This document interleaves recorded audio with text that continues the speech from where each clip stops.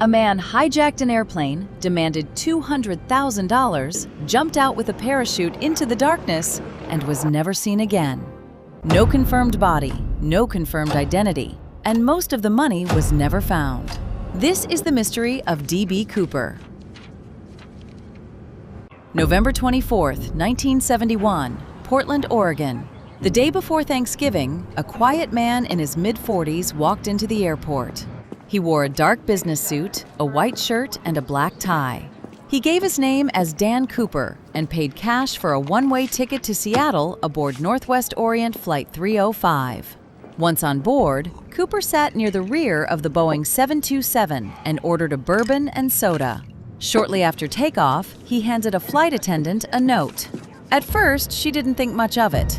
Then Cooper told her, "Miss, you'd better look at that note. I have a bomb." He opened his briefcase just enough for her to see what appeared to be wires and red-colored sticks.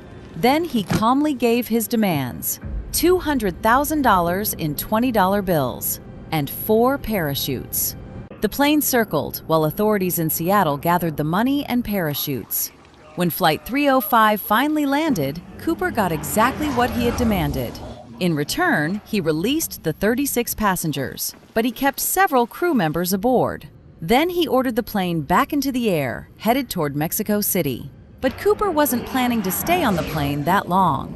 It was dark, the weather was poor, and somewhere after 8 p.m., while the Boeing 727 was flying between Seattle and Reno, Cooper opened the aircraft's rear stairs. He strapped the ransom money to himself, took a parachute, and stepped out into the night. Then he disappeared.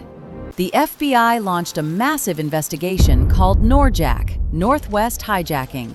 Hundreds of people were interviewed. More than 800 suspects were considered during the first 5 years. But investigators could never determine who Cooper really was. They couldn't even prove that he survived the jump. He had jumped at night into a heavily wooded region, wearing a business suit and shoes unsuitable for a wilderness landing. And the parachute he chose couldn't be steered. The FBI came to believe he probably didn't survive.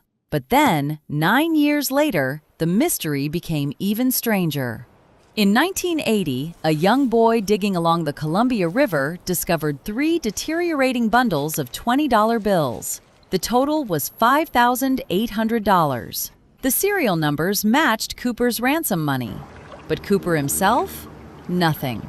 No confirmed body, no confirmed identity, and no definitive explanation for how that money ended up there. The FBI eventually stopped actively investigating the case in 2016, although it said it would consider specific new physical evidence. And there's one final twist. The hijacker never actually called himself D.B. Cooper. He bought his ticket as Dan Cooper. D.B. came from a media mistake, and the wrong name became a legend. More than half a century later, we still don't know who jumped from that airplane, or whether he ever walked away after landing. So what do you think? Did D.B. Cooper die that night? Or did one of America's most wanted men actually get away with it?